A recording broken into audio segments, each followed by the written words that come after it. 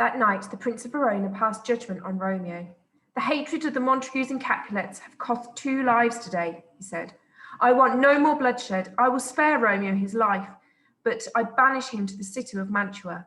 He may leave tonight, and if he is ever found in Verona again, he will be put to death."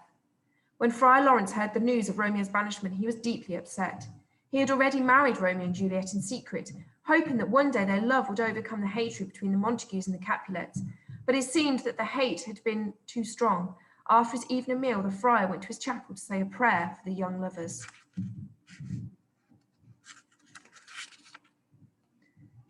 As he knelt in front of the altar, Friar Lawrence heard the sound of the chapel door opening and footsteps racing up the stairs. He turned and saw Juliet, who flung herself sobbing at his feet. "Help me, Friar Lawrence," she begged. "My father wishes me to marry Count Paris, but I'd rather die than forsake Romeo." "Do not despair, my child," Friar Lawrence urged. "Surely you can reason with your father." "I could not bring myself to tell him about Romeo," Juliet sobbed. "I pleaded. Tybalt's death had made me feel too full of grief to think of marriage, but father would not listen, and the wedding is to take place tomorrow." Friar Lawrence looked troubled. "There must be a way for you and Romeo to be together, my child, but it is a dangerous one," he said.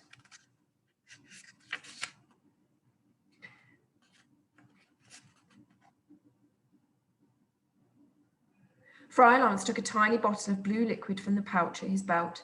"Drink this tonight," he said, "and you will fall into a sleep as deep as death. Your parents will believe that you are dead and will put your body into the Capulet tomb, but in 2 days you will wake alive and well." "And Romeo?" said Juliet. "I will send him a message explaining everything," said Friar Lawrence. "And when you wake, you may go to Mantua and be together."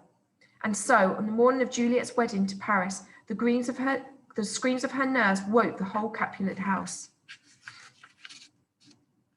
When the news of Juliet's death reached Benvolio, he rode straight to Mantua with Romeo to tell him.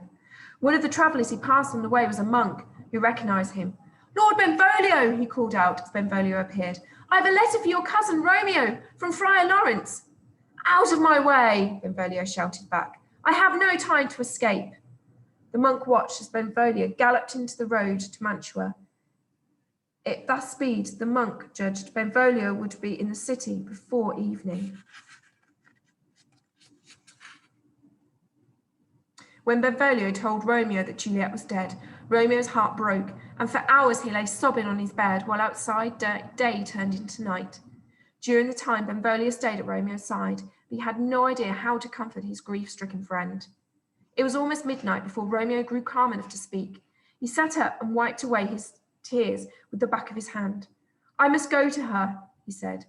"But the prince has banished you," Benvolio reminded him. "If you are seen out on the streets of Verona, it will mean your death." "I am not afraid of death," said Romeo. "Without Juliet, my life means nothing. Go wake the grooms and tell them to saddle my horse."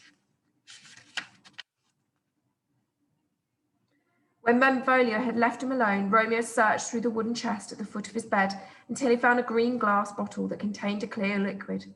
"I shall drink this poison and die at Juliet's side," he screamed.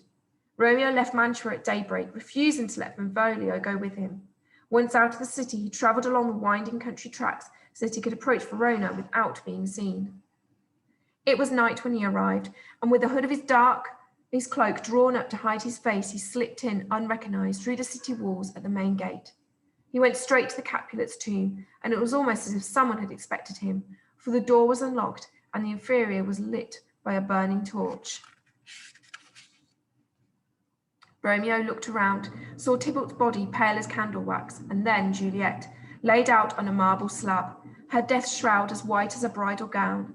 With a cry, Romeo rushed to her side and covered her, with kisses and tears. "I cannot live without you," he whispered. "I want your beauty to be the last thing my eyes see. We could not be together in life, my sweet love, but in death, nothing shall part us."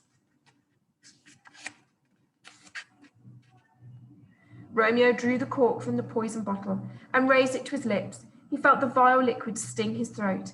Then darkness swallowed him.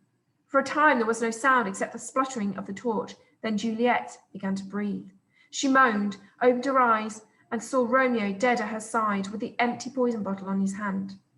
First she thought she was dreaming, but when she reached out to touch his face and smelled the bitter scent of the poison, she knew that the nightmare was real and that Friar Lawrence's plan had gone terribly wrong. She cradled Romeo in her arms and rocked him, weeping into her hair.